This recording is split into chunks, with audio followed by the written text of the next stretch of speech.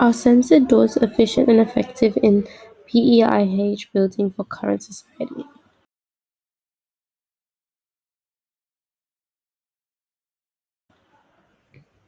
The PEIH building was designed around the current situation of COVID at the time. This impacted the students' learning procedures and learning interactions, also impacting how staff approached the teaching guides. Due to the case of COVID, it has shaped the circulation of the building and the design input. The 21C policy during peak COVID time has shaped the building design. The policy's aim was to provide a more disciplinary learning experience for students to develop hybrid skills and capabilities. This resulted to the use of ID card scanners to be the way to operate and opening and closing the doors in the beginning, giving authority to the individual who had the ID card to enter and exit rooms as it was during lockdown and online classes were implemented. Later, since the statistics of COVID declined earlier than expected, routines were slowly going back to normal, and censored doors were seen to be the most suitable to promote contactless interactions. This results in the ID card scanner to be useless, and since sensors are too expensive to be installed two-way, a push button is installed to be able to exit the room. This defeats the purpose of the contactless interactions to prevent COVID spreading or other contagious illnesses. As door lever is also installed, which is a non-functional as doors have a stopper which is required on censored doors. This causes a lot of confusion for users, leading to unsatisfactory user interaction. With all the unnecessary elements on the door, the user experience gets confusing and distracting as the customized features on the door result to accommodate COVID rules and regulations are not suitable for society's current situation where COVID is not highly presented. This further leads to the reflection on are censored doors efficient and effective in the PIH building for current society. Observations were made showing how students and staff interact with problem areas and how it impacts them. When levels are crowded and individuals are walking along the shared areas, some may walk too close to the centers, accidentally activating them, causing distraction to classes commencing inside as doors are loud and heavy. The distract This distracts students from learning and leaves individuals to feel uncomfortable, causing the disturbance. It is also seen that students struggle to interact with the door as there are many unnecessary features attached, many that have no use.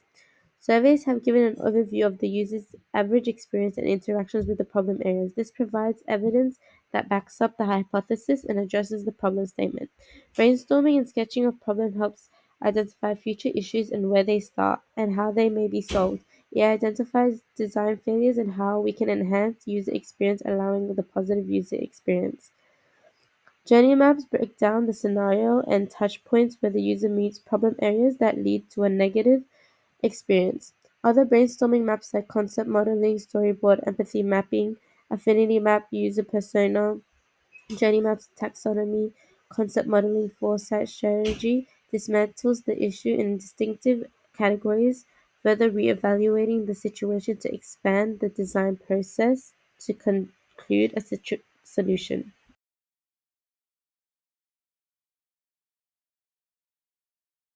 The research investigating the problem statement are censored doors efficient and effective in the PEIH building for current society, with the hypothesis that the censored doors is impractical for the current adjusted society and practices.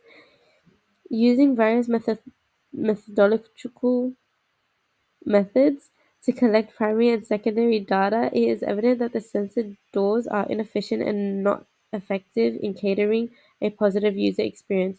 Through the collection of data in the surveys, it is reflected that 75% of students have found difficulty in interacting with the censored doors. Users have reported that the buttons sometimes jam or are not reactive when pushed down to exit doors. 75% of users have claimed that they do not like the implication of censored doors as they are not an as they are an inconvenience. 75% of users also are first-year students. This implies that they are unfamiliar with the door mechanism, which implies the lack of signage to indicate use of doors. The theory Since the doors in the PIH are only censored one way, the intention of being contactless to avoid spreading germs as a result from COVID is unrealistic as the push button is required to exit doors. This has all users having to make constant contact with the button to enable to exit a room, which leads to cross-contamination of whatever individual's hands hold. Theoretically, if door is censored both ways, the goal to achieve contactless interactions with doors will be achievable.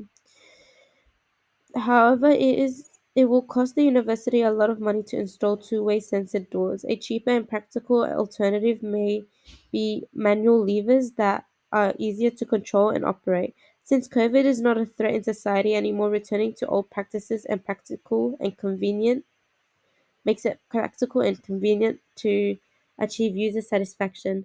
This lever uses are This leaves users to be most familiar with door function even if they are first year students and new to the circulation of the building.